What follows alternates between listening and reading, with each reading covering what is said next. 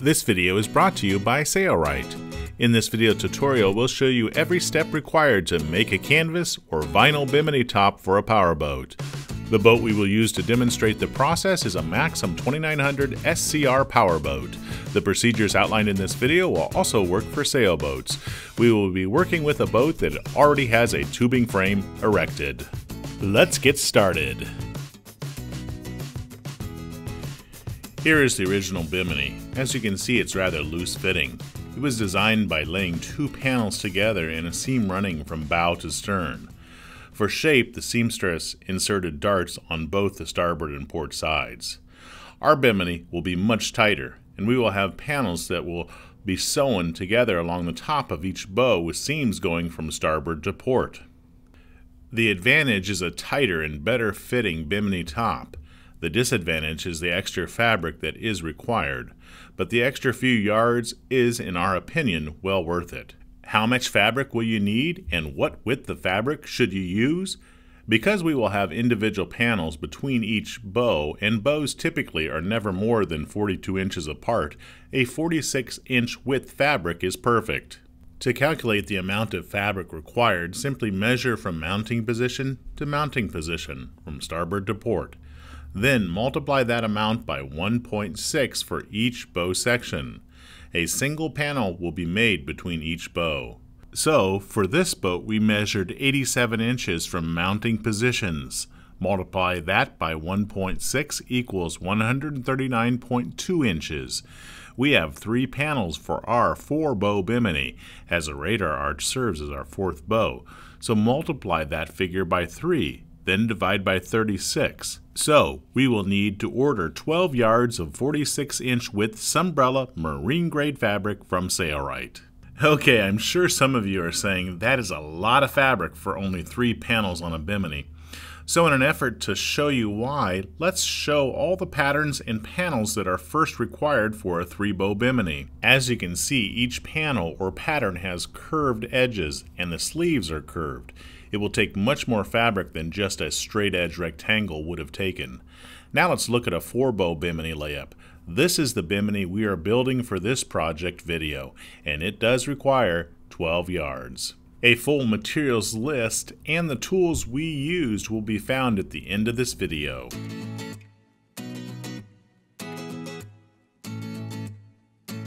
To prep for patterning, be sure the frame is uniform from side to side. Take a few measurements on one side, then compare that with the opposite side.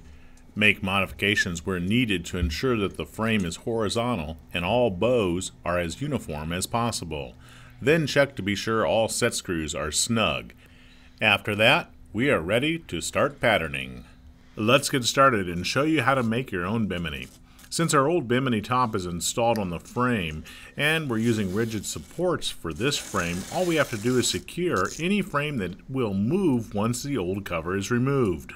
For this bimini, that is only the intermediate bow. We will use 3M filament strapping tape to secure this bow so we can pattern without it moving. If your bimini top fabric is missing and you do not have a rigid support but instead have webbing straps, you will need to use this tape to secure all bows where you want them before patterning. You can run the tape to various locations on the boat to accomplish a firm, sturdy frame position. Since we have an old bimini top and we like where the skirt edge falls, that is the outside edges on port and starboard, we will mark that area on hard positions on the boat like this radar arch and on the tubing. These marks will tell us where we want the skirt plane to stop on the new bimini pattern we will be making. If you do not have an old bimini, or you just do not like where the depth of the skirt was positioned, all you would need to do is run a straight length of tape along one side of the frame assembly from bow to bow to establish the depth of the skirt. The depth and angle you pick should result in a pleasing shape. Since we will be making side curtains, window panels, after the bimini is complete, we want to make the skirt edges straight, not curved. This will make it easier to make our side curtains. Here's a look ahead at the skirt edge on this bimini. The frame is now secure and will not move, and the depth and angle of the skirt has been determined.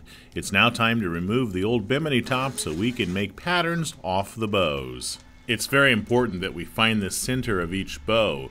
To do this, we will use a flexible tape measure, and we will be measuring from this rigid support jaw slide on the port side to the one on the starboard side. Divide that total in half to find the center of the bow and mark it with a permanent marker. Do that for each bow position. The Maxum 2900 Powerboat has a radar arch, which will act as our fourth bow. We need to mark the center of it also. Since we do not want to use a permanent marker on the fiberglass, we will use the filament strapping tape and mark on that. Along the sides of the radar arch, we placed a line with our yellow grease pencil on the fiberglass to determine the skirt depth. If your boat has a bow instead of a radar arch, the process is still the same. We will place tape over that mark and place a dot along the outer edge. These dots will be used as a reference to join panels together and also may be used for the creation of the side curtains, which will be the next endeavor for this boat. On each bow where the skirt edge is desired, place dots on the outside edge of the frame. You may want to measure them for consistency on the port and starboard sides. Centers are marked and dots have been placed along the skirt edge. It's now time to use filament strapping tape along the plane of each bow.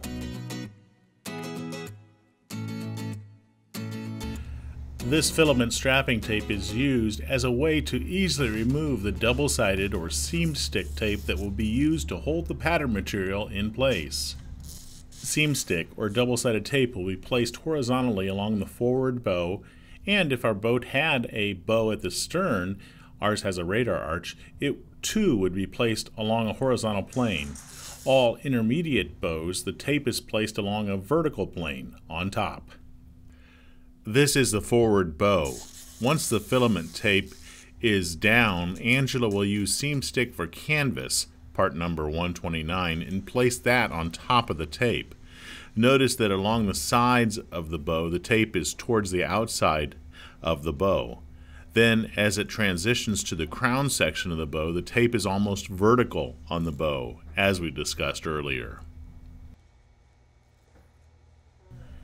Here, on this intermediate bow and the adjacent one behind, we will place the tape and seam stick along the top of the bow.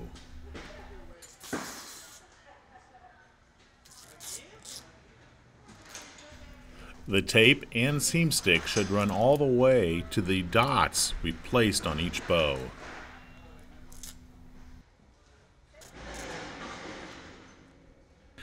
Since our powerboat has a radar arch, we will place the tape and seam stick on a horizontal plane just behind the snaps that are already installed. If you have a bow instead, place the tape on a vertical plane just as you did on the forward bow.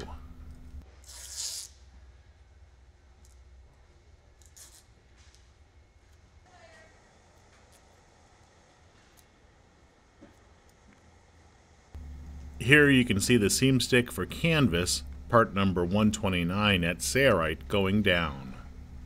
This double-sided tape will hold the Durascrim pattern material in place in the next step.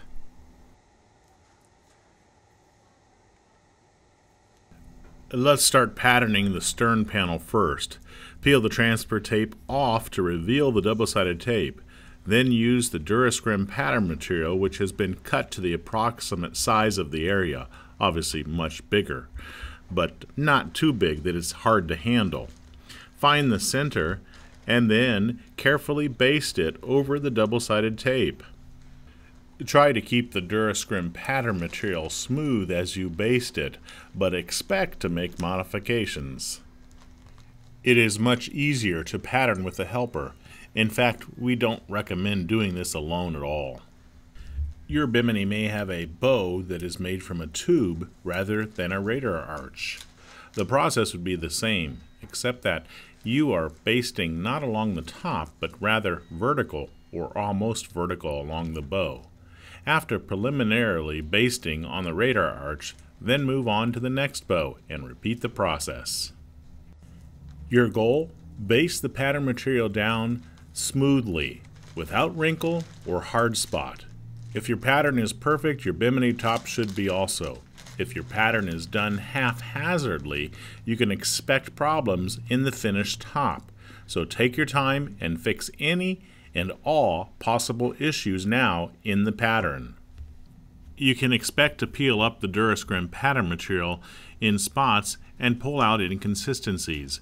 Having a helper on the opposite end, one along the forward and one along the rear bow, is very helpful in resolving issues in the pattern. Durascrim has a reinforced ribbon weave which makes it highly tear and stretch resistant, so it can be pulled tight over the frame without stretching out of shape. However, it is possible to pull too tight and stretch it too much, so watch for that. If it happens, replace the pattern material and start over. Patterning may require you to climb on the seating or may require the use of stepladders, so be careful as you pattern. Here you can see Angela pulling up the material and rebasting. That is one major advantage to patterning with seam stick for canvas and Durascrim from Sailrite. Pull it up and towards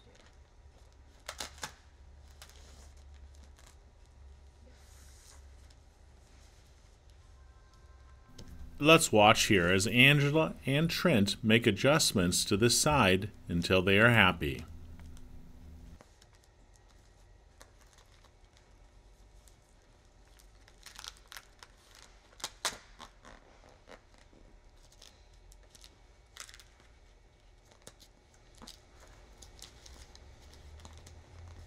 You just pull straight back. This Yeah. way? Yeah, don't pull down, just straight back. Okay. There you go.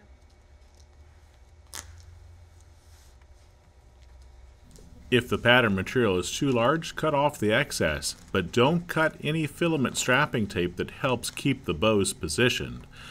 It is now time to mark the pattern.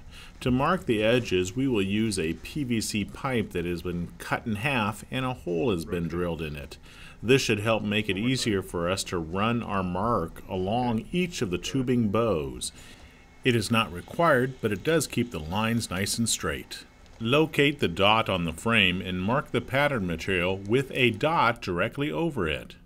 This is an intermediate bow, so we will strike a line vertically along the bow with a Sharpie marker. We will use our PVC jig that we made to help guide our line. Start the line a few inches from the dot you just made. If you don't make a jig like this, simply run your line as carefully as possible along the bow's side, to the top, and then down the opposite side, stopping short of the dot on the other side. When that is done, be sure to mark the center location on the pattern material. We typically use a line and then mark it with a C to indicate the center. It is also very important to label the panel with Sout and Pout, indicating the starboard and port outside surfaces of the pattern.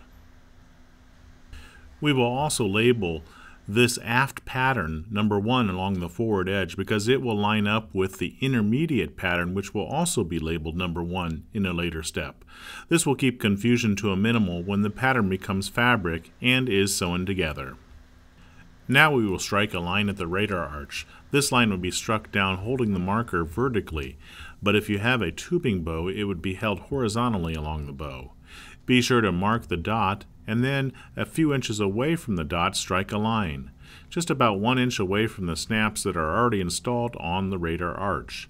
If you have a hard surface rather than tubing and plan on installing snaps later on, mark about 1 inch away from the location you desire the snaps to be installed. This line is where the edge of the bimini will stop for our application. If your bimini had a tubing bow, this again is where the edge will stop, but a sleeve will be sewn to encase the tubing in a later step. Remember to mark the center location as well. It is not a bad idea to mark where the snaps rest on the pattern material, but we typically find it only important to know where the last snap is located, so she will place an X at that location on each side. This aft pattern is ready to be removed from the radar arch, or aft bow if you have that. Do not remove it from the intermediate bow yet. Before we can start the intermediate pattern, we need to secure that bow so it does not ride back when the pattern material is pulled tight. We forgot to do that earlier on.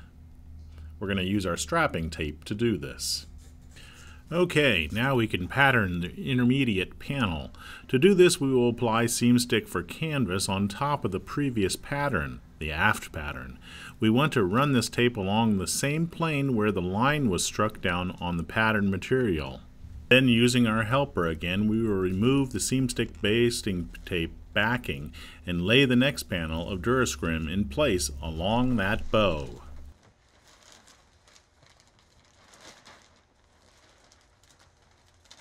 The filament strapping tape must not be removed, so we will have to work around it when performing our patterning. The process is the same as the aft pattern, but just in case you want to watch us do it all, we will continue to show how it's done in double time.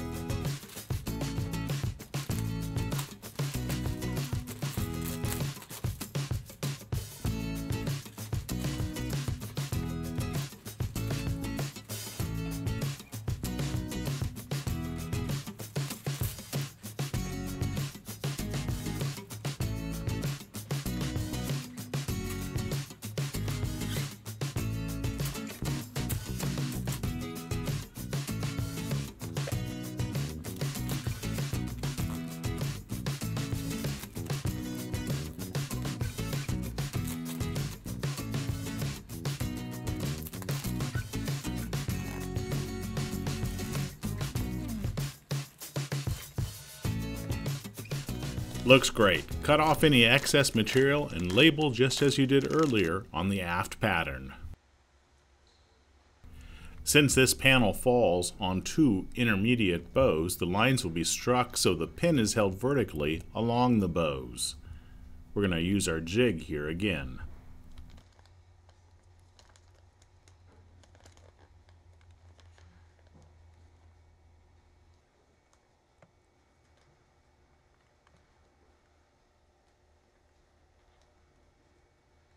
When we get to the area where the strapping tape is securing the bow, we will move our jig to the other side.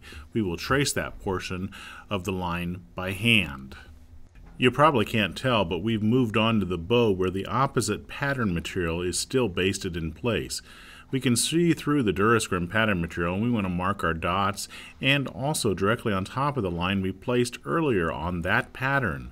We can easily do this without our jig by hand. When done, don't forget to mark the center location and label the new intermediate pattern with Pout and Sout. Also, for easy identification later on, we will mark the rear of this pattern with number 1 and the forward of this pattern with number 2. Now we can remove the rear portion of this intermediate pattern. Do not remove the forward portion. We will repeat the process for the forward pattern. Notice that some of the forward pattern pulled up when she was removing the rear. She will have to reapply that. The seam stick is still stuck to the aft pattern with the line under it. We will not remove it until we reach the loft or sewing table. Later on, when the seam stick is removed, it will pull up some of the marker line, but usually not all the line. We will show that later on. Along the forward edge of the intermediate pattern, Angela is applying the seam stick over the line, just as we did earlier for the other panel. Then we will apply a new section of Durascrim pattern material in place following the same procedure as demonstrated for the intermediate and aft patterns. We will show this in double time.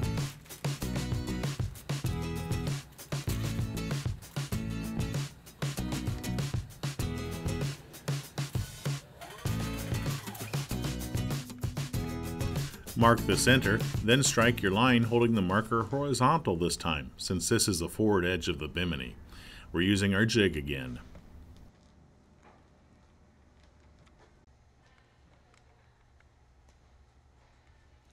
When the line transitions to the side, notice that it follows the outside edge of the tubing there.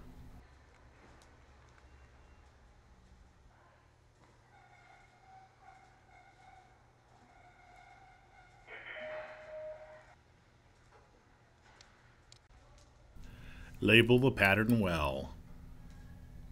Then trace the line on the rear portion of this, the forward pattern, over the line that was struck down for the intermediate pattern. Before you remove the pattern, we need to discuss the forward pocket. Here's Matt Grant to help explain the importance in marking the pattern for its creation. Hi, I'm Matt Grant, and I want to talk to you about the front sleeve on our bimini top. Actually, it would be the front or the back sleeve or any sleeve on a bimini top where the sleeve wraps around a bow.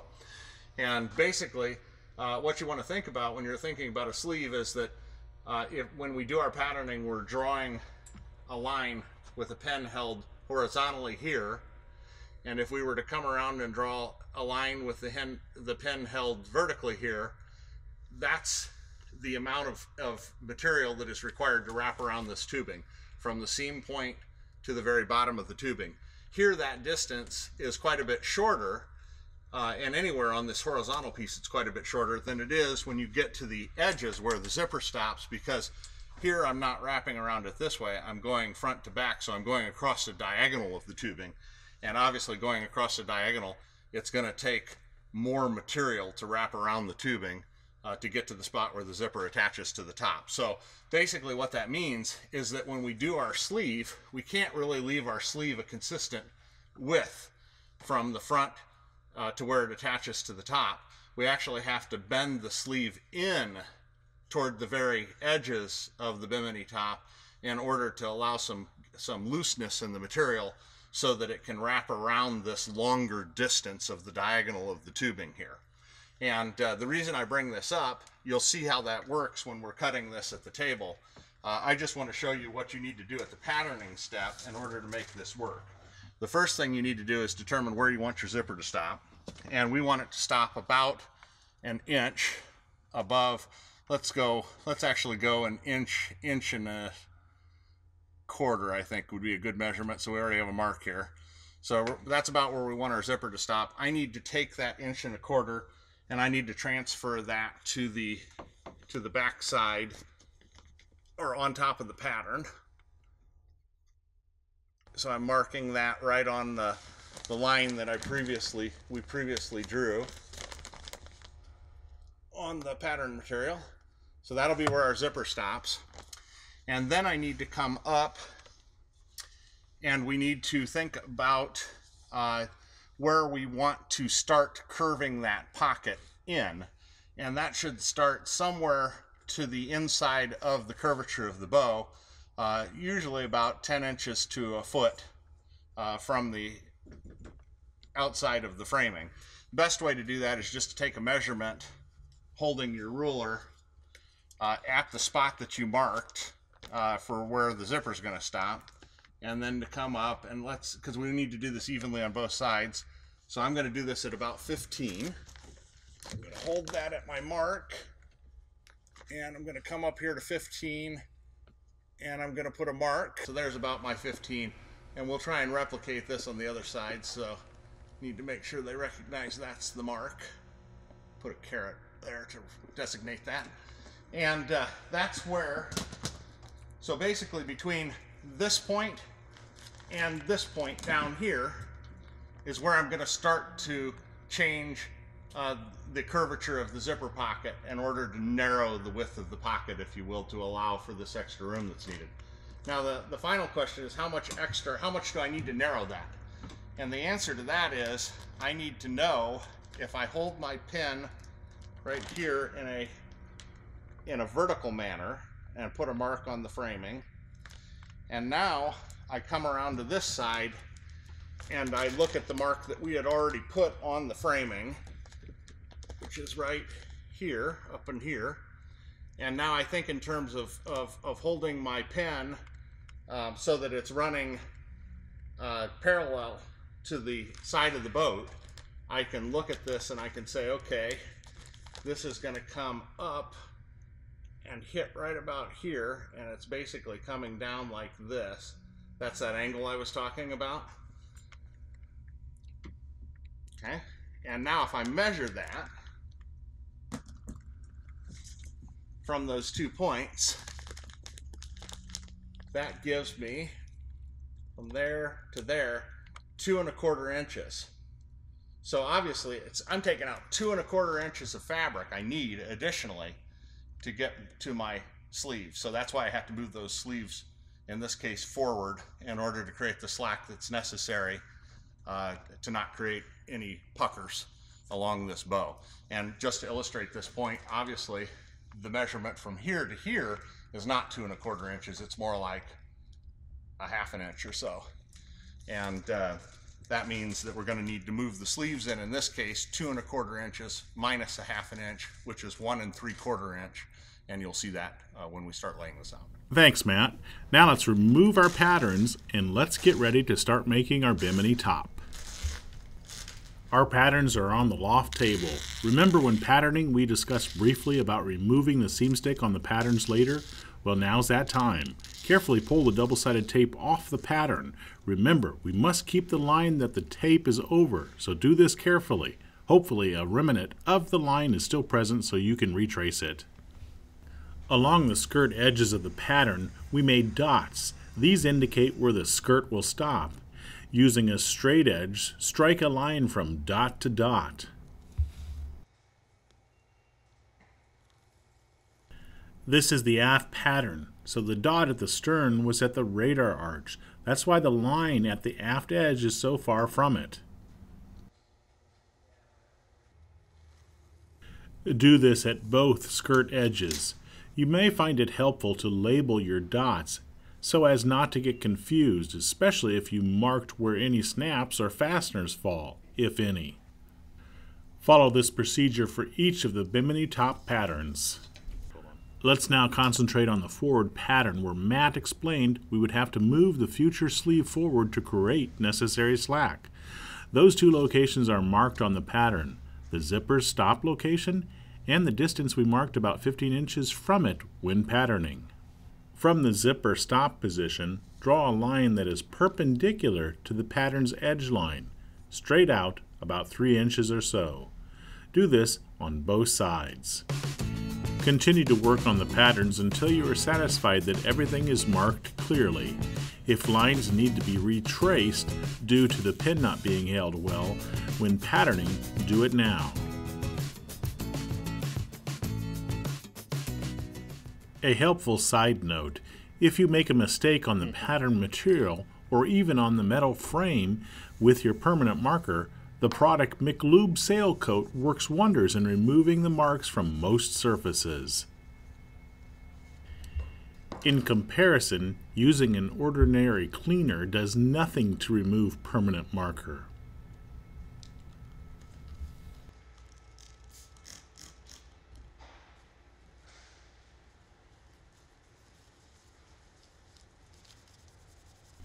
You can purchase Maxum Sail Coat from Sailrite. Another helpful jig for patterning is using a wood ruler and making notches with a rotary tool. These notches are placed at certain intervals to help guide the marking pencil or pin when patterning for seam allowance, hems, sleeves, or facing tapes. Here we are extending our lines out a 1/2 inch to account for seam allowance. Where does this need to be done? Let's show you this illustration to demonstrate where it needs to be done for your patterns. In most cases, a bimini is made for a 3-bow or 4-bow frame, so we will show these two examples. Seam allowance of a 1/2 inch should be added to the sides shown in green. Since the aft pattern on our boat has a radar arch instead of a tube bow, it will not be seam allowance, but instead a 1/2 inch extra to ensure that our fasteners, in our case snaps, have ample room to be installed on the trailing edge of the bimini. Let's show one more illustration with the 4-bow bimini without a radar arch but all tubing bows. There, a 1/2 inch seam allowance is called for on the aft trailing edge of the aft pattern.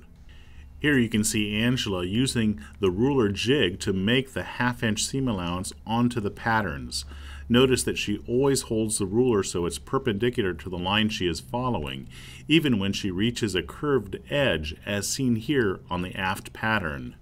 After the 1/2 inch seam allowance is added to the patterns, and for ours a 1/2 inch extra on the aft edge of the aft pattern, we can now cut the patterns out with scissors. Where the centers are marked on the pattern, cut a V notch as shown, to easily identify its location when patterning the sunbrella or vinyl fabric like Stamoid or Weblon or other brands from Sailboat. Here's a quick overview of all the patterns for our bimini top. Next, we will be using the patterns to cut our bimini top fabric. For our bimini top, we have selected Sunbrella marine grade fabric from Sailboat. That's coming up next. We are using a 46-inch wide Sunbrella marine grade fabric, and as you can see, the panels fit very well within the width of the fabric. We will nest them so they are as close as possible to each other to save fabric, and if possible we will move them as close to one edge as possible to use the extra fabric for the pocket sleeves or facing that will be needed later on. Taping the panels in place is a good idea to keep them from moving once tracing begins. We are using a fabric marking pencil white, which is a grease pencil. We are using this because the lines will not be in the actual usable fabric. They are now simply a cut line. A grease pencil will not come off Sunbrella as easily as a soapstone pencil, which we will also be using for this project. I suggest buying both from Sailboat, but if you want only one, get the soapstone pencil. It's now time to mark the fabric for easy identification, and since these marks will be visible on the top when done, we will use the soapstone pencil, making it far easier to remove the marks than a grease pencil. Mark center locations, dots, Pout and Sout, and anything else that will make it easier to join panels together. Notice that Angela is switching pencils back and forth, depending on what she is marking. Why? Well, the soapstone comes off rather easily, and some marks she just does not want to lose, and she also knows they will be inside a seam or hidden. For your reference, this is the forward pattern, where we marked for the sleeve or pocket transition at the tube's bend or corner. Once everything is marked, remove the tape, and then be sure the panels are labeled with Sout and Pout. Don't forget that part.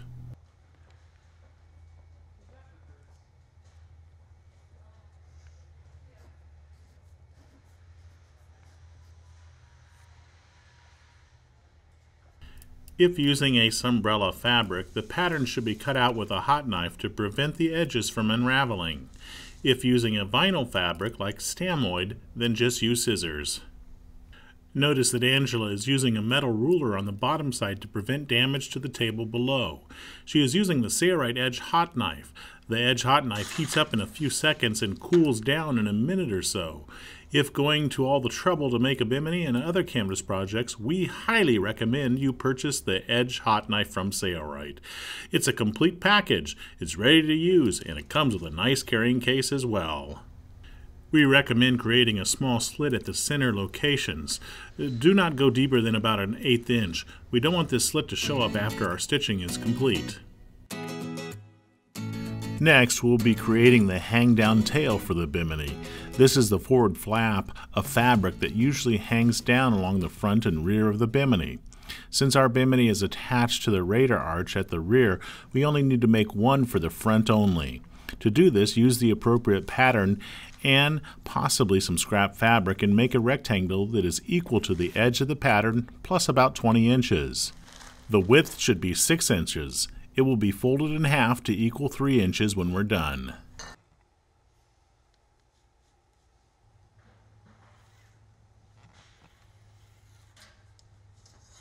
We will cut this hang-down tail out with a hot knife.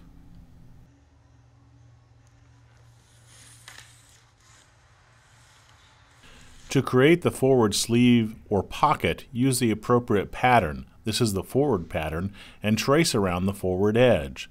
The sleeve will be 6 inches wide, so we've also traced up the sides by at least 6 inches.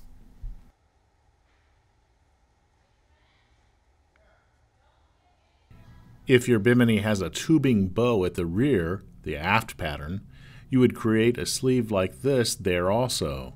Ours does not, so we will only do this along the front of ours. It is very important to mark the center location, as just was done, and also where the curved marks were placed on the pattern when Matt Grant was explaining how to accommodate for the curvature of the zipper pocket. Angela has placed carrots at those locations. caret marks I should say. Mark it, pin, and sit. To keep confusion to a minimal, mark the pocket pin and sin. Yes, instead of port outside, this is port inside because this pocket will be flipped when we are done. Same for the starboard side. Using our ruler with notches, we will mark a line 6 inches perpendicular to the line we just struck on the fabric. To keep the fabric from moving, an awl is driven into our table through the fabric.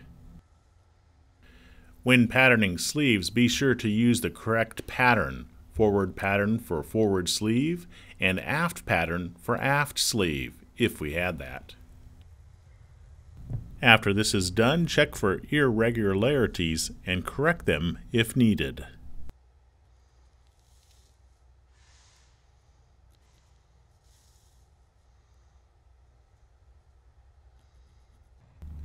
Cut this sleeve or pocket out with a hot knife. To keep from losing the center position, make a slit there. If you have a bow at the rear, repeat these steps for a sleeve there also. Next, we will create a center sleeve or pocket. Since we are making a bimini for a 4-bow frame, we will need to make 2 sleeves for both intermediate bows. To do this, use the intermediate pattern. If you have a 3-bow bimini, use the intermediate bow side of the aft panel pattern. Again, we are using some leftover fabric for this sleeve. The sleeve only needs to be 36 inches long, since the ends will have binding sewn on instead of a 1-inch hem, and 6 inches wide, which will work great for our 36-inch long zipper. Use the appropriate edge of the pattern to make the intermediate sleeve, or in our case, sleeves. Always be sure to mark the center well, as that will be what is used to line everything up when it comes time to sew them together. We were fortunate, the edge of this scrap fabric almost perfectly matches the edge of our pattern curve. Put down a straight line parallel to the endpoints of the baseline and 6 inches up from those endpoints. Later on, we will cut out the resulting rectangle with the slightly curved baseline edge with a hot knife.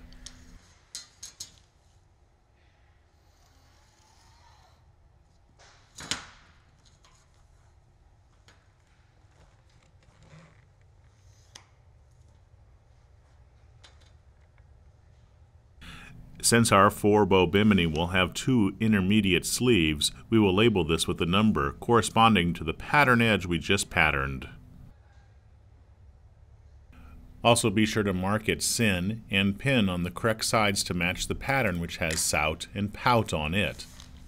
We will turn this intermediate pattern around to work on the second center sleeve or intermediate pocket for our 4-bow bimini. The process is the same. If you had a 3-bow bimini, you would not need a second center pocket / sleeve. Our hang-down tail is done, our forward and aft, if it were required, sleeves are ready, and our center sleeves are ready. Coming up next, we will focus on the facing strips for the sides of our bimini.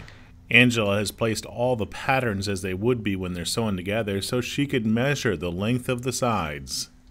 The facing strip needs to be equal to the side's length, plus another 10 inches is typically a good idea. The facing strip is usually between 2 to 3 inches in width. Cut a facing strip for the port and starboard side. We did not show cutting out all the sleeves and facing, but that was done with the Sailrite Edge hot knife. Here they are, all laid out for easy identification. The next step will be preparing the sleeves, installing binding, and sewing on zippers. Typically, the zippers along the forward and aft edges are not a single zipper, but rather 2 finished zippers about 2 to 4 inches apart from each other at the center location on those edges.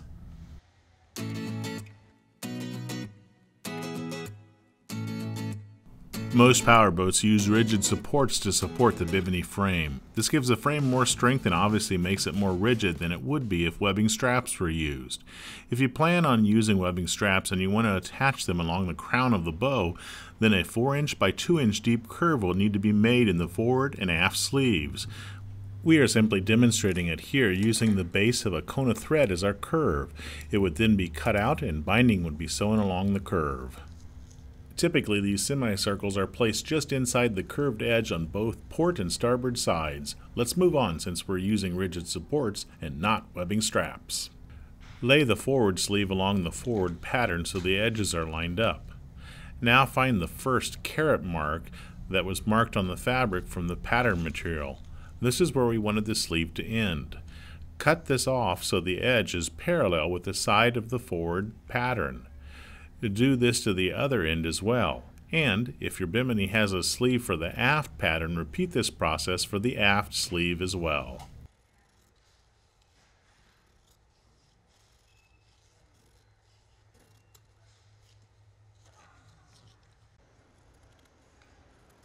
Finally, we're ready to start sewing things up. Let's grab the sleeves and zippers and take them over to the sewing machine. Let's have a short discussion regarding zippers.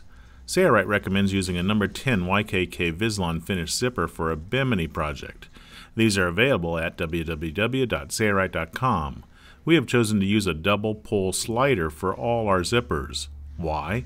Well, it makes it impossible to mistakenly sew a zipper on with the slider puller on upside down.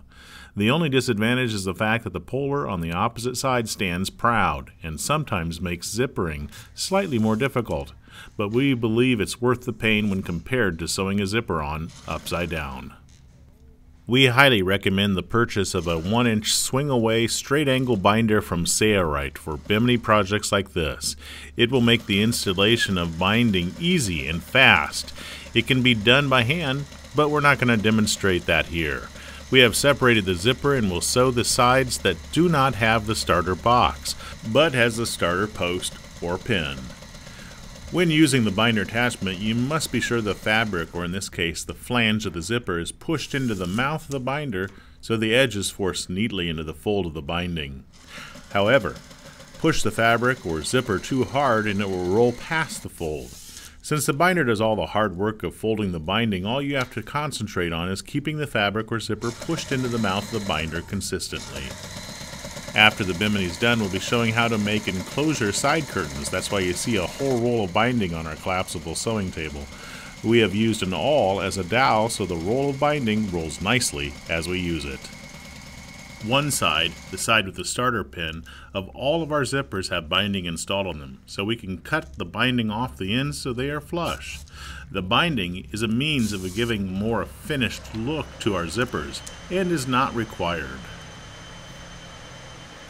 Next, take each sleeve and sew binding on each short end. Do not do it on the hang-down tail or the facing strips, only the sleeves.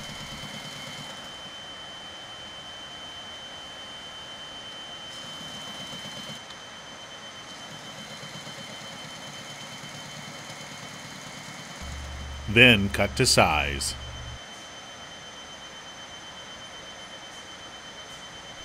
Find the sleeves for each pocket and sew binding on one side down the length of the sleeve. Do not sew it on the side with the center notch. I want to stress this one more time. Do not sew the binding on the side with the center notch. No reason to do any reversing, as our zipper will be sewn onto this in a later step, and it will be reversed to lock the stitch in place then. The Sout UltraFeed LS1 is an excellent portable heavy-duty sewing machine that is great for a bimini project like this. If you don't have one, we recommend you purchase one at Sout.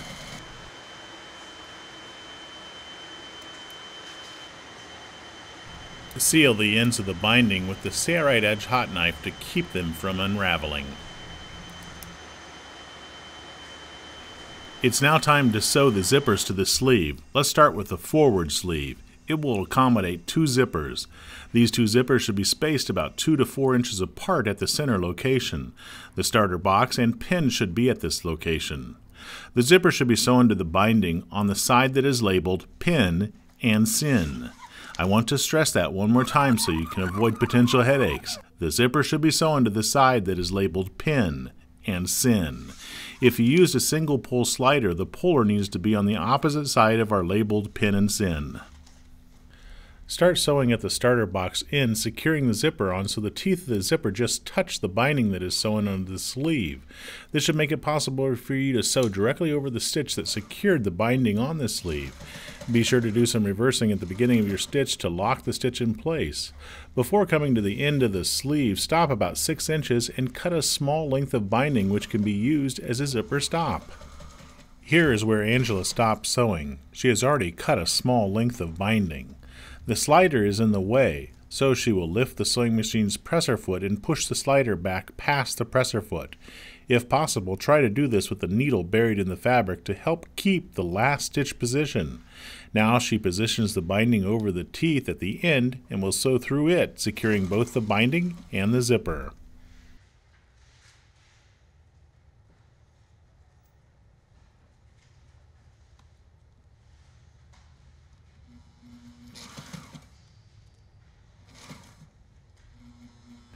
Do some reversing here also.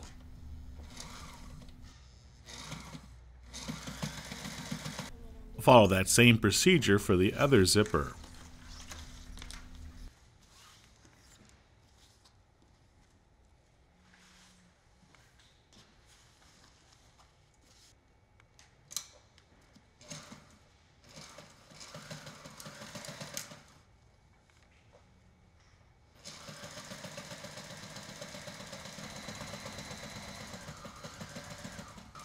Before reaching the end, stop and insert a zipper stop. We're going to use binding again. If you're using a stainless steel zipper stop from Sout, you can continue to sew to the end in reverse. You can install those stainless steel stops after the zipper is installed completely.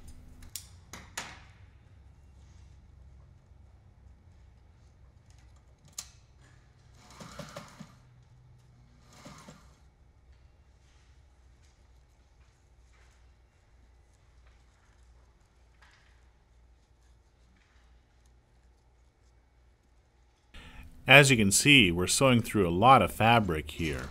The Sout Ultrafeed LS1 does a great job of punching through this multiple layered assembly. That's multiple layers of binding that we're going through now.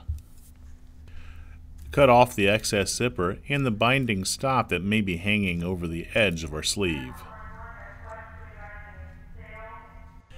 Then cut the opposite side of the zipper off so it's flush with the other side. We will need to sew on a binding stop here also.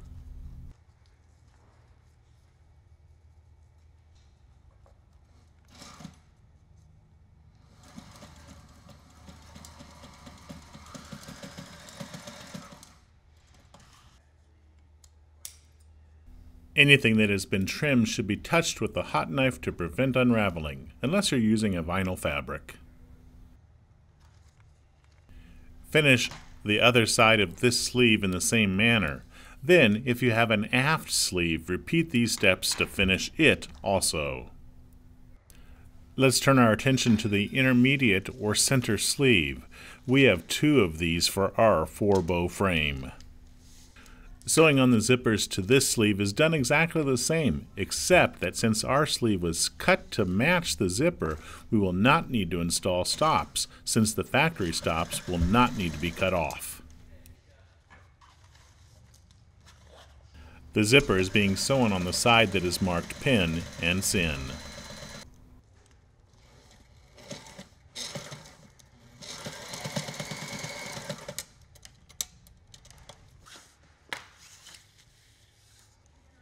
Notice that Angela is now sewing with the zipper to the left of the presser foot on the LS1. For most zippers, she sews with the teeth on the right because the presser foot is thinner on that side. Because the LS1 presser foot is larger on the left side, when she reaches the zipper slider, she will have to bury her needle, lift the presser foot, move the slider, lower the presser foot, and continue to sew. Find the hang-down tail, or tails, and fold it or them in half lengthwise. To do this, we will use seam stick for canvas, part number 129, which is a double-sided tape which helps hold panels, hems, seams, and much more in place, so it makes it easier to sew assemblies without them moving. Next, we will take the tail to the ultrafeed sewing machine with the 1-inch binder attachment and sew binding on the folded edge we just created. If your bimini has a sleeve and tail for the aft panel, repeat this procedure for that tail also.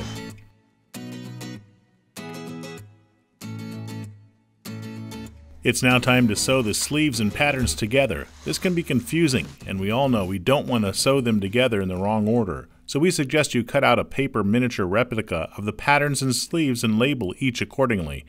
Then assemble those and staple or tape them together. Then use that as your easy reference for how each pattern and sleeve should be assembled for sewing. We will be sewing together our intermediate and aft pattern with its center sleeve first. Then we'll sew on the forward pattern with its center sleeve. Those of you who have a 3-bow bimini, you will be sewing the forward and aft pattern with its center sleeve. Place each pattern in the correct order and correct side on top of each other.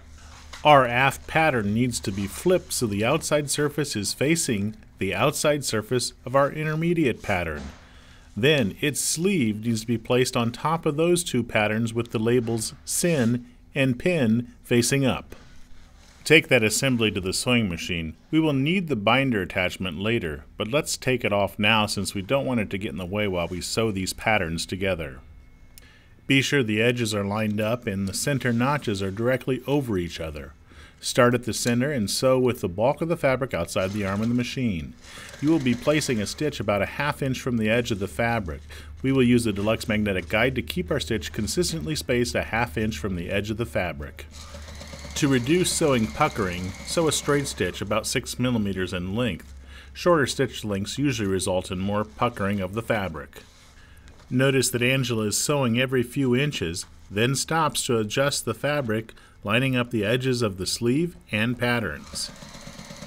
When the next few inches are lined up, watch as she holds the assembly together with her hand as she sews up to that point. Then she repeats the process. The patterns and sleeves have shape built into them, so lining up the edges is very important as you sew along. We opted not to use seam stick for canvas to base these panels together prior to sewing, but if you like you can do that. Some will use T-pins and some may staple the edge prior to sewing, but as you can see, if you're careful you can do it by hand, as Angela is doing here. The stitch we are creating here is called a semi-flat felled seam. This is the first stitch. The second will be a top stitch coming up later.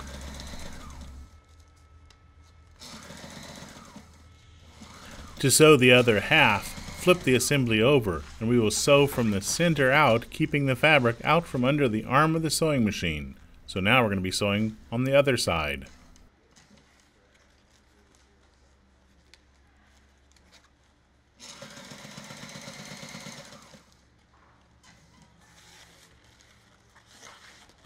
Watch as Angela moves the pattern on top in towards the magnetic fence gradually as she sews, keeping all the edges, by the time they reach the needle, even.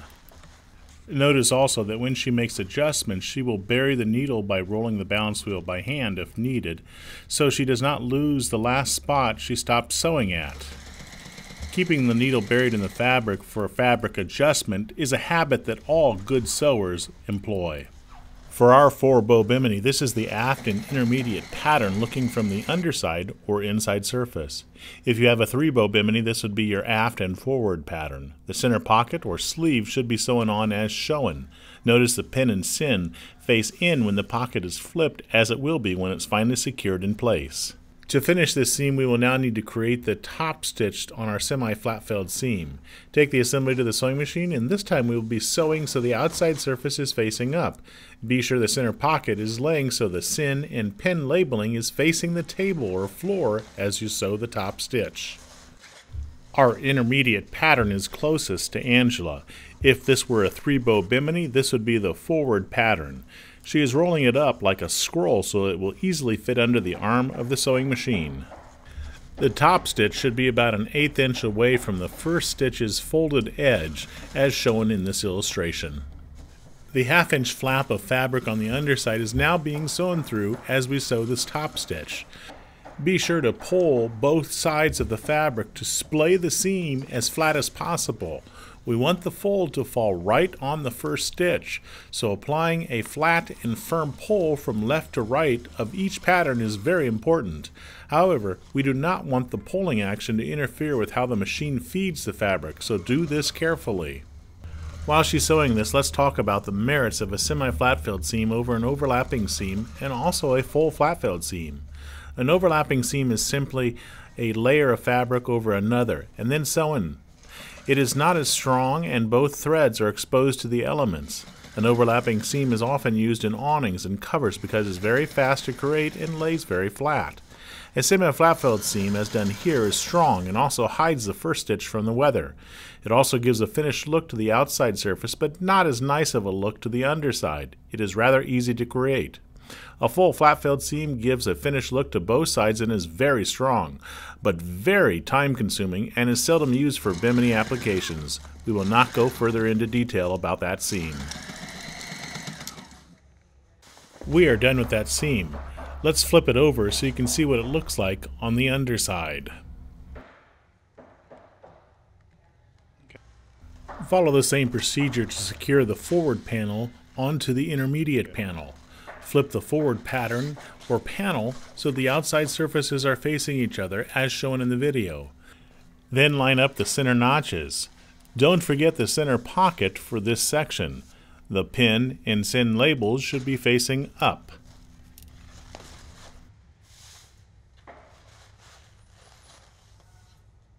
You may want to refer to your paper mock-up to confirm that the panels are orientated correctly.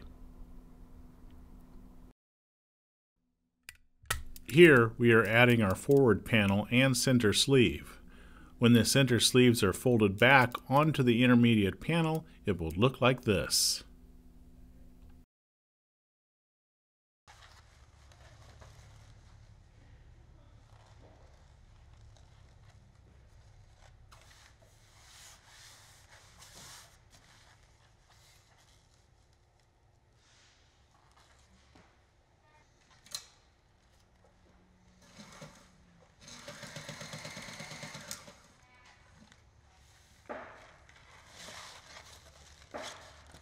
Notice here that the forward panel has a lot of shape and Angela flips the corner in.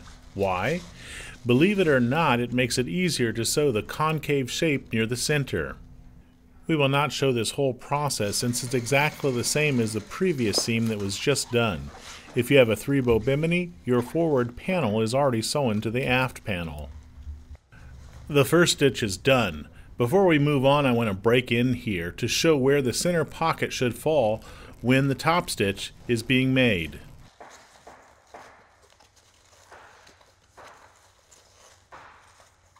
Start rolling up the fabric from the aft panel.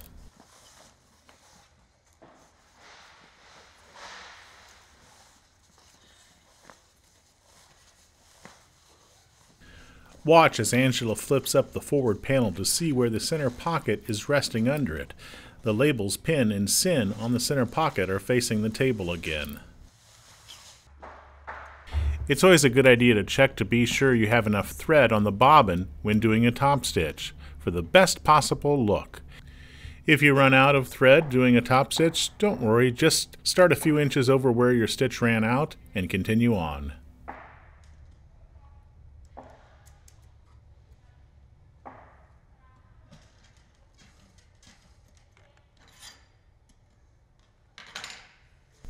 Okay, place this stitch an 1/8 inch away from the first stitch's seam. Flipping the back corner will make it much easier to follow the curve of this section of the seam.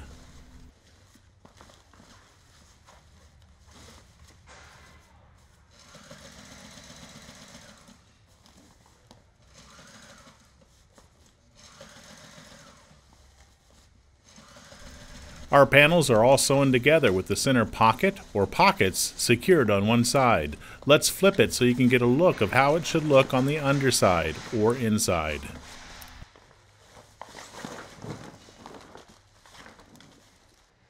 When the pockets are flipped, as they should be when they are sewn, this is where they will lay.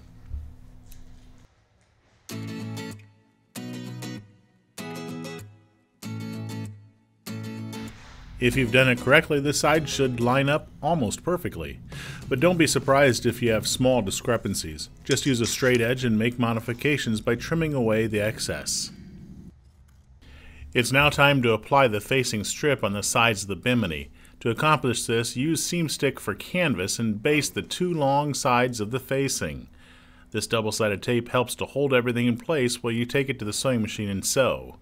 Baste it to the edges of the bimini, pulling off the paper backing to reveal the glue as you go.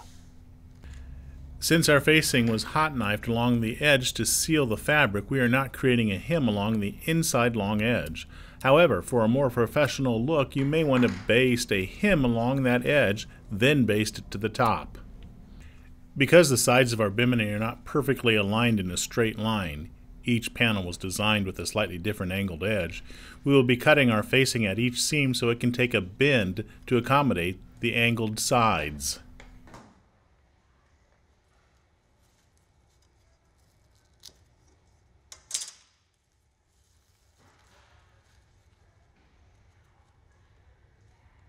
If your bimini has a straight run on the sides and the facing goes down without any wrinkles, this will not be required for you.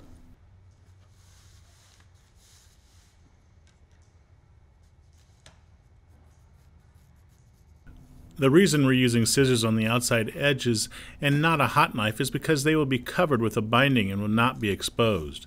However, using a hot knife to make any cut will ensure that the stitches that hold the future binding will not easily come away from the edge of the canvas because it's hot knife sealed.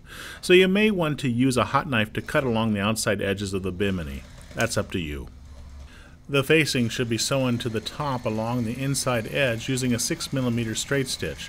Follow this same procedure for the other side as well.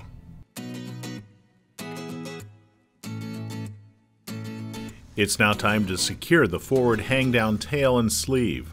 First, find the center of the tail by folding it in half and place a mark or small notch with a hot knife at that location.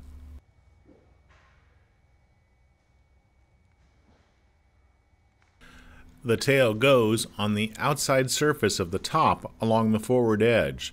Since the inside surface is facing up, this means it goes under the top. Then the forward sleeve goes under the tail, as shown in the video. Confirm that the assemblies are in the correct order and facing the correct way before sewing. Notice the label pin is facing the table.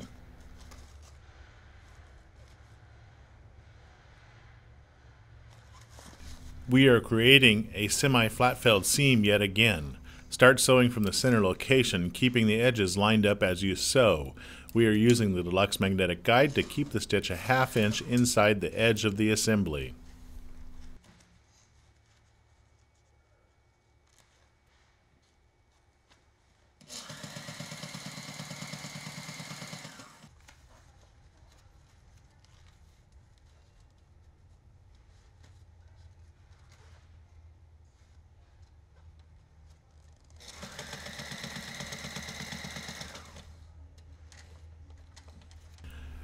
Notice how Angela checks under the top periodically as she lines up the edges to be sure they are all lined up as they approach the needle.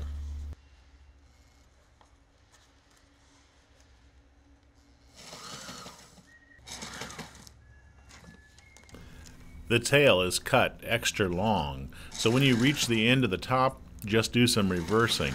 Do not cut the excess off the tail yet.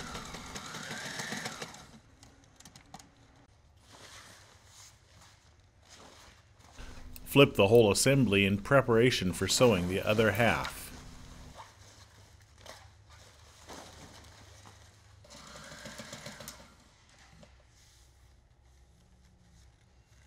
We will skip ahead. The tail and sleeve are now secured with the first stitch. Next up is the top stitch. Splay the fabric apart so the tail and sleeve fit under the arm of the sewing machine and the bulk of the top is to the left of the machine. Be sure the first stitch is laying as flat as possible by slightly pulling left and right to splay it flat. Then sew about an 1/8 inch away from the first stitch seam so you catch the ½ inch tail on the underside of the assembly.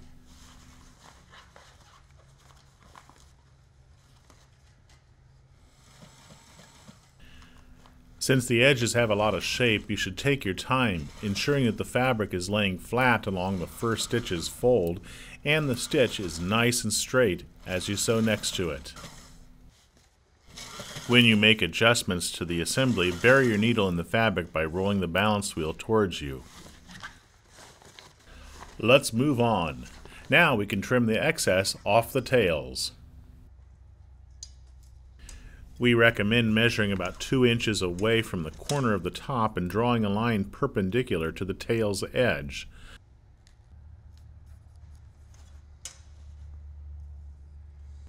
Then from the bound edge of the tail, draw a line to the top's corner edge.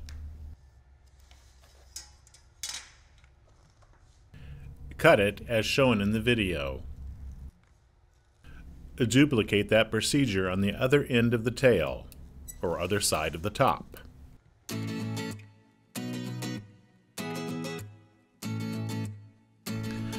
The facing sewn on the sides is just about the spot we wanted our pocket to stop at. It's about 2 inches away from the side of the bimini. We will draw a line that is perpendicular from the seam line out from that location about 6 to 8 inches long. Then find the carrot mark in from that side. These are the marks that were placed on the pattern to accommodate for the curve at each corner where Matt Grattan explained it earlier on in the video. Place another line there about 8 inches long and perpendicular from the seam at that point. Do the same on the other side as well.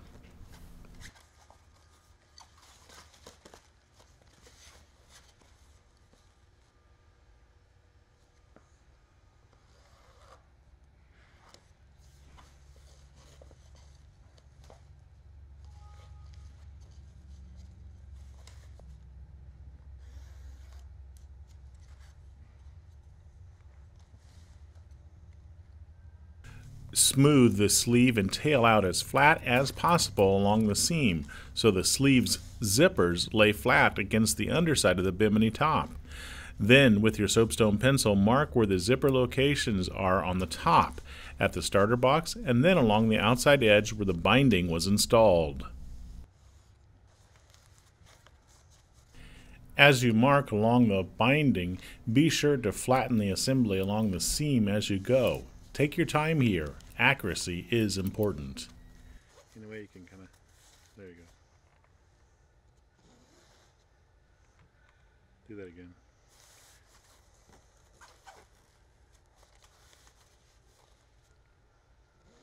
Continue to go to the end of the sleeve, marking along the binding. Then do the same on the other side, marking along the binding that's sewn to the zipper.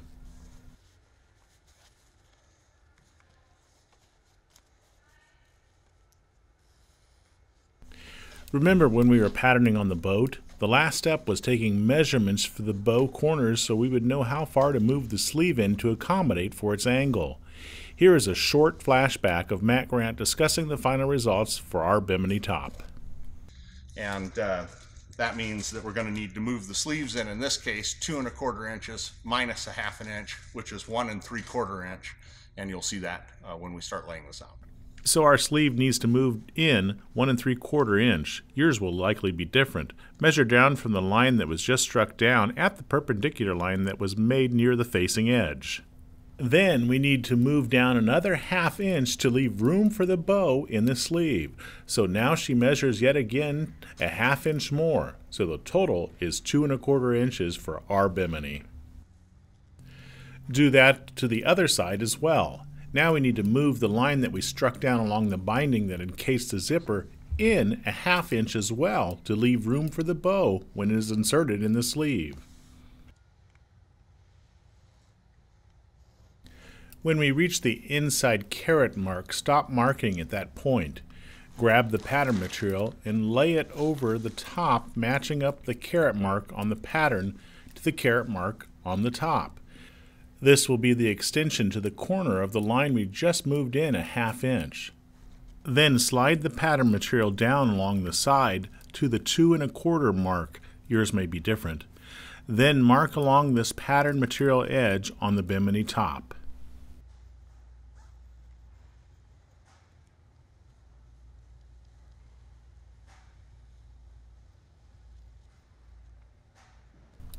This is the starboard side. Do this to the port side also, using the port side of the pattern. If you've not done so already, unzip the zippers. Apply seam stick for canvas to the zipper not sewn to the sleeve. Keep this seam stick on top of the binding. Baste the zippers along the inside line you just struck down on the bimini top. Be sure the zipper starter is placed at our starting marks in the center of the top.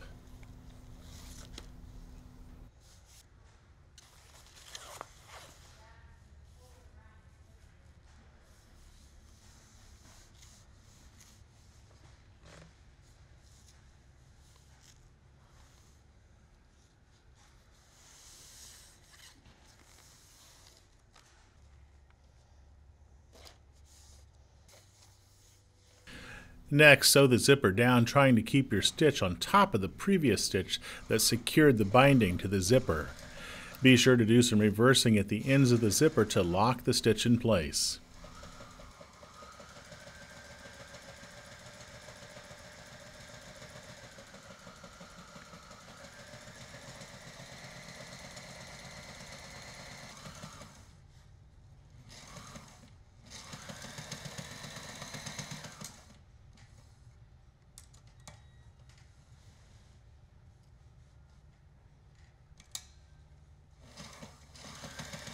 Our bimini does not have an aft sleeve since it is attached at the radar arch. If yours does, repeat these steps to attach the tail and sleeve there also. After zipping it up and looking at the ends, you will see a lot of excessive sleeve material, but this is normal and expected at the end. Now we will concentrate on securing the center pocket or pockets. Fold the pocket back onto the intermediate panel and hold it flat. Mark the panel at the zipper tape edge corners.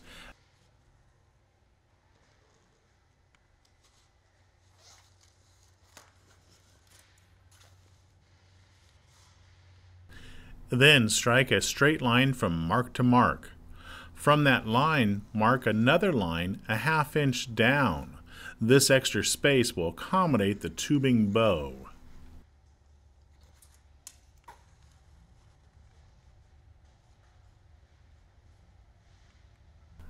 Apply seam stick for canvas on the zipper and baste it in place along that line.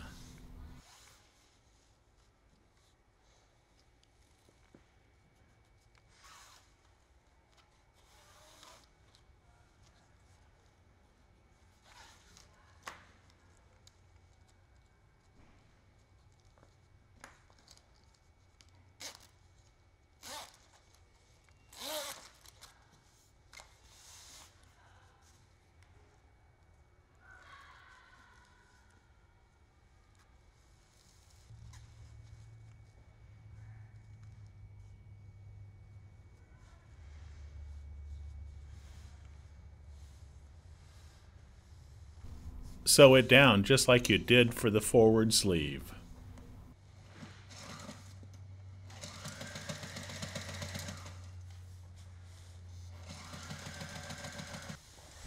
If you have a second center sleeve, follow that same procedure.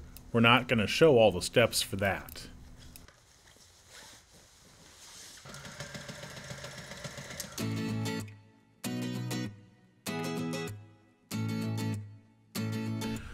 Our bimini attaches to a radar arch, so it does not have an aft sleeve, but instead will have snaps installed.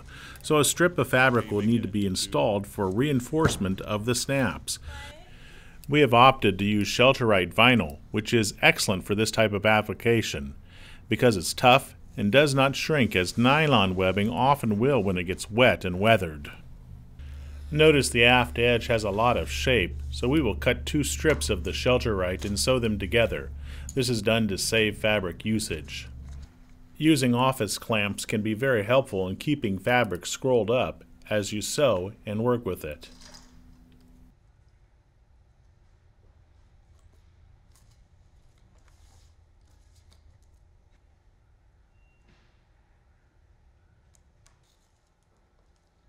Here we will perform an overlapping seam of about a ½ inch.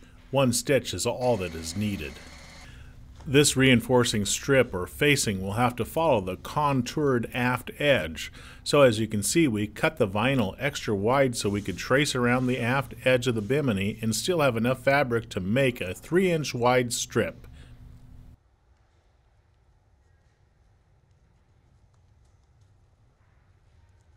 Marking on black vinyl fabric requires a special pencil. Here we're using a yellow grease pencil. A soapstone pencil will not mark the vinyl. Using the ruler jig made earlier, mark a line 3 inches away from the line that was just struck down, keeping the jig perpendicular to the line at all times. Cut the vinyl out with scissors. Do not use a hot knife. Apply basting tape to both long edges on the back side of the vinyl, so it will match the contoured edge when flipped. We're going to start basting from the center location, so she cut the paper backing of the seam stick so it can be peeled up from the center location. Because this facing was made custom to match the edge, we will have no wrinkles, no relief slits, and no extra cuts in the reinforcement strip. We will be using this technique for our enclosure curtains, which will be featured in future videos coming soon. Watch for them on our YouTube channel or at www.sailright.com.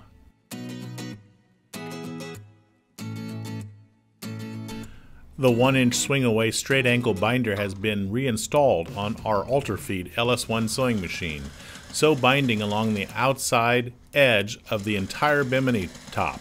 Start at the aft edge corner, or if you do not have a radar arch, start at a corner of the tail.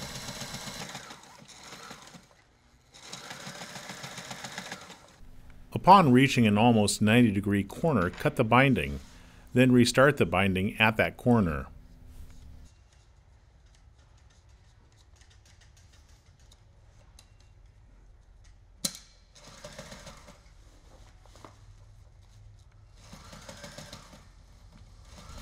Be sure to do some reversing at the end of the binding which lays over the opposite side binding to lock the stitch in place. Then continue to sew the binding on. When we reach the side where the end of the tail ends, it will be necessary for the binding to be installed along an inside curve. The 1-inch swing-away straight angle binder does not do very well with inside curves, so we will stop sewing short of that area, cut the binding, leaving plenty to go past the corner of the tail. Then pull the binder away, leaving the binding hang free of the binder. Be sure the needle is buried in the fabric where it stops so that that position is not lost in performing these actions. Now the binding can be folded and guided by hand around this inside turn or curve.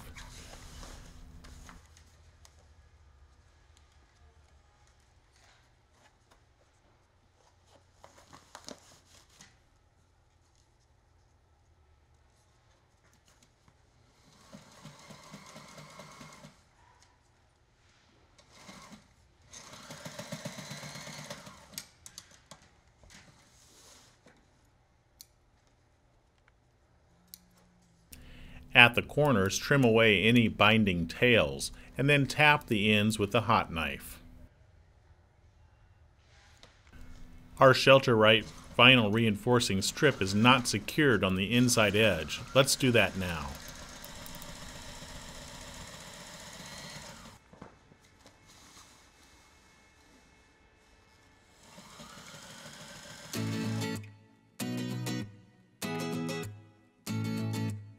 To seal out any water or weather that may blow under the aft edge when snapped to the radar arch, we will install Extreme Seal foam from Sailright.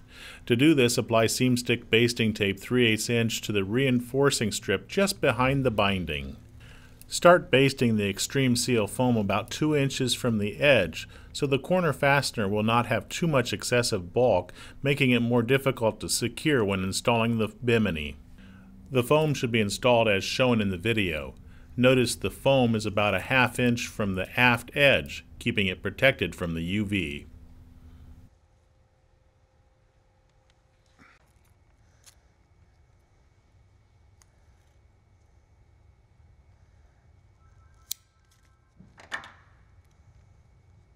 Once basted in place, start sewing using a 6mm or longer stitch length in the valley. as shown in the video.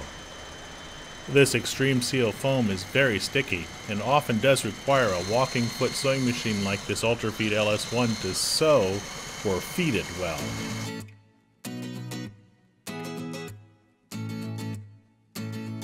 The Bimini is ready to be installed. If not done already, remove the filament strapping tape and the seam stick from the bows. Then fit the new Bimini top to the bows. Since we have a radar arch instead of a bow at the rear, we will need to install snaps. To do this, we will use two snap installation systems. First, the SnapRite system, then the press and snap tool, so you can see a comparison.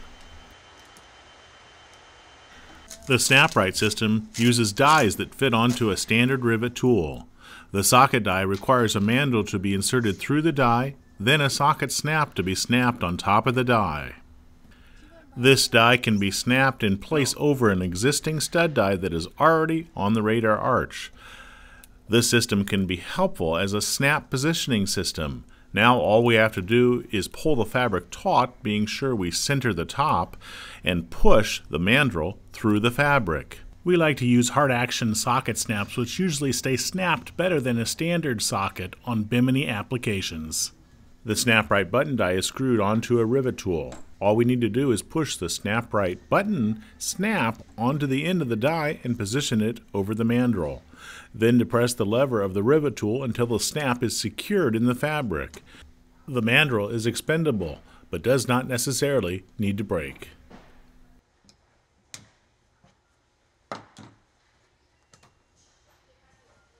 We talked about the SnapRite system being used as a positioning system. Let's repeat this procedure for the next snap, showing how we can position the fabric, then push it through the mandrel for easy snap positioning.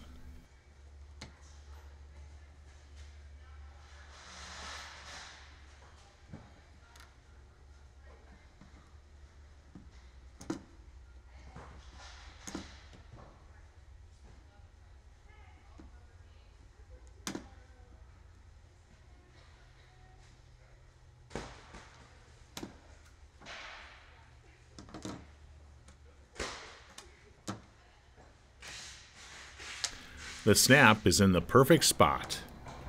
Time to demonstrate the press and snap tool. The button and socket dies are already installed on the tool. All we need to do is push a button snap and a socket snap onto position over the dies. With this tool, we have to find and mark the correct installation spot on the canvas first. Once marked, position that snap component over the spot so the button's barrel is directly over the location and depress the lever until a firm vice grip type feel is felt.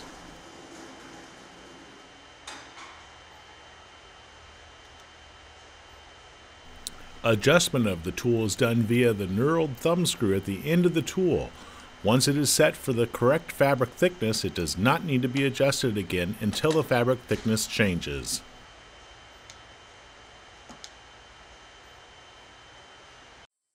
So Brian, you used the SailRite SnapRite system to install the preliminary snaps that you started with, and then you switched to the press and snap tool.